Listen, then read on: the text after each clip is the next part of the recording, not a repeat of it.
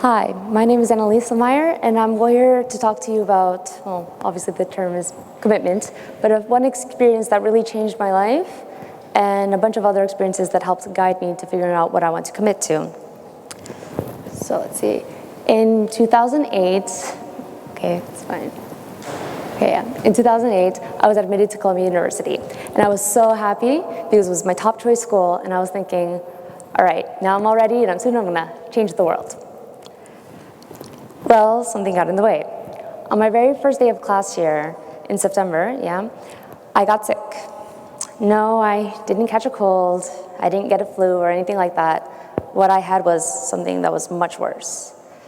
Essentially what happened is that my body, my brain, the immune system, it identified that there was some sort of potential threat in my body, so it sent all these antibodies to attack the potential threat. But that potential threat ended up being benign. And so the antibodies ended up returning to the brain and attacking the brain. This caused an inflammation of the brain, which is really bad, and it led to all sorts of other complications. It should be kept in mind that this condition was extraordinarily rare. There hadn't been too many cases reported, and there haven't been too many successful cases, in fact, at all. And so what happened was they had to induce me into a coma, and then I went through several different procedures, and when I woke up with the maturity level and the ability level of a 4-year-old. Welcome to college, right? But despite that, my family was always there for me, and they were also very good to me, which had to have been really difficult because the survival level of this was very low. The few people who were able to survive, some of them ended up being sent to nursing homes, and other people, well, some people were almost misdiagnosed with insanity. But for me, at least, what really hurt me the most was I was told that there was pretty much no hope in any chance of pursuing any further education. But luckily, by 2010, I was deemed well enough to go back to Columbia. Yay. But those 2 years were very challenging for me. They were probably the 2 hardest years of my life. I mean, I'd say one of the hardest things was that my memory was severely impacted. And so I kept forgetting what happened to me. So because of that, everybody had to keep telling me, I got sick again, which couldn't have been easy for me and certainly wasn't easy for my parents or my family or my friends to not only have to retell me this and see me get crushed, but even for them, it must have been very difficult. But luckily, I had fantastic doctors, fantastic therapists, and also an incredibly committed family. Now for my family, this must have been really, really hard as well because they had to make tons of sacrifices. For my family who worked, they had to, give up some opportunities to make extra money or income or anything like that to help take care of me. For my family that studied, I mean, there's no way they could have focused on their studies. So clearly their GPA must have gone down or whatever, but they were all willing to make such sacrifices just to support me, to make sure that I was gonna get better, which was no easy feat, because again, I kept forgetting things, and I sounded like a broken radio. I was constantly repeating myself, and I had these random arm movements, and it was just a big mess.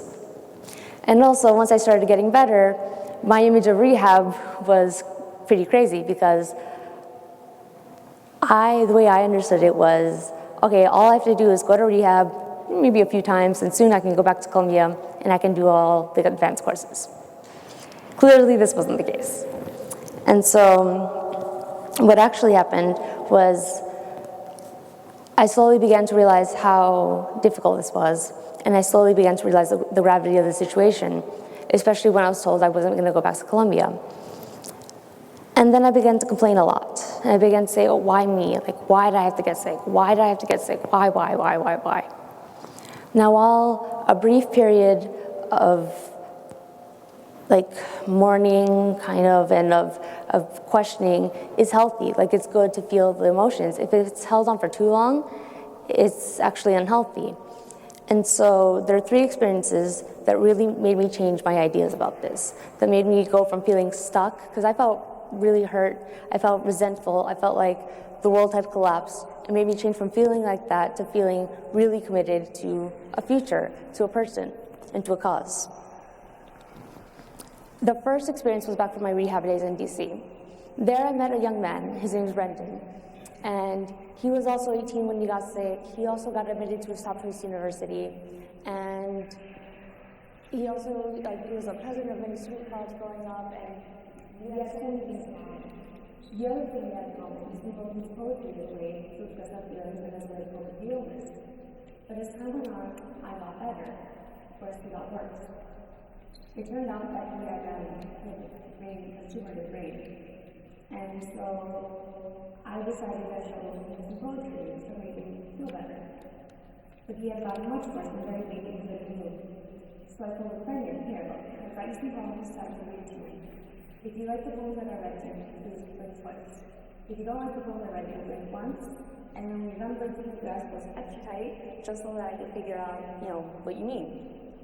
He blinked twice and kept his eyes closed extra tight. And I was so happy, because I figured, you know what? He's really weak, but clearly there's something still going on in his brain. This is great. So I told him, don't worry, Brendan. I'll come back and I'll visit you as soon as I can, and everything will be perfectly fine. He died within a few days. And since that day, I stopped asking why me. And since that day, I figured I need to come back to Columbia. I need to come back and get my education, because he can't. If not for me, then for him. I need to come back. The second experience was in Guatemala. There I met a young girl, and I noticed that her hands were missing. Now, there's always a lot of discrimination against people with handicaps, and there's also a lot of discrimination against women, and there's also a lot of discrimination against indigenous people. So I could only imagine the kind of discrimination this girl felt. So I approached her, and I saw her, and I said, excuse me, what's your name? She said, I'm Manuela. I'm like, really? Okay, so I told her my name. Then I said, how old are you? She said, I'm 9.5. And she was so happy about that. So I told her my age, and then I said, does anybody ever tease you? And she said, yes. She said she did get teased pretty often. So then I told her, I said, listen, don't listen to the people who tease you. I said, I've been teased. I've got scars from my illness left over. I've got a bad memory because of what happened to me. But you know what? And some people didn't think I could make it back to any kind of school. But you know what? I'm back at school, and I'm doing a great job. So I said, if you want schooling, you should go for it. You should not listen to the people who are telling you not to. You should really be, committed and go for it. And she had this huge smile on her face, and she was so happy, and she walked away. This could be a one-day thing for this girl's conversation, for this girl, but for me, I cherish this memory, and I keep her image and thinking about her in my mind. Because for me, it really helped me focus on what I want to focus on. It helped me realize that my days of being obsessed with math and all the rest, although that may be gone, I can still focus on something, and I can still be very productive. And now when I think about the people I want to help, for me, they're all variations of Manuela. The third experience was when I came home from college. And when I came home from college, I went to visit my aunt. And my aunt, at her house, there's a lady who works there. She's an indigenous woman from Guatemala, and she works as a nanny and a cook. And she's also from Guatemala, yeah. And I was so happy to see her because I couldn't wait to tell her about, some of the things I've worked on. And she had asked me for more information about what I was studying at school. So I told her, as an undergrad, I studied about Latin American history and economics and all that stuff about Latin America. And that at the grad school, now I'm doing human rights and gender policy. And so to my surprise, she said, thank you. She thanked me for what I was doing. And I was so happy because I feel like in this day and age, you always hear people saying, learn science, which is great too. But for someone who found that as a weakness now, I was really happy to find that somebody was really encouraging me to stick with my passion. And so, thank you, Bloody.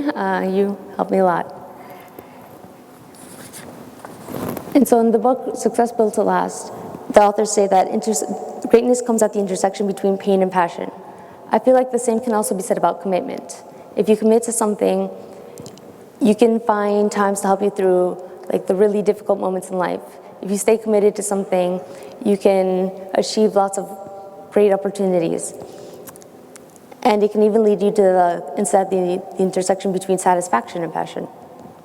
And so this day and age, when it's so easy to drop one thing, whether that be a class or that be a profile picture, whatever, it's better to commit to something. And if you do, you can get an amazing reward. Those are my grandparents that are kissing me on either side. So thank you.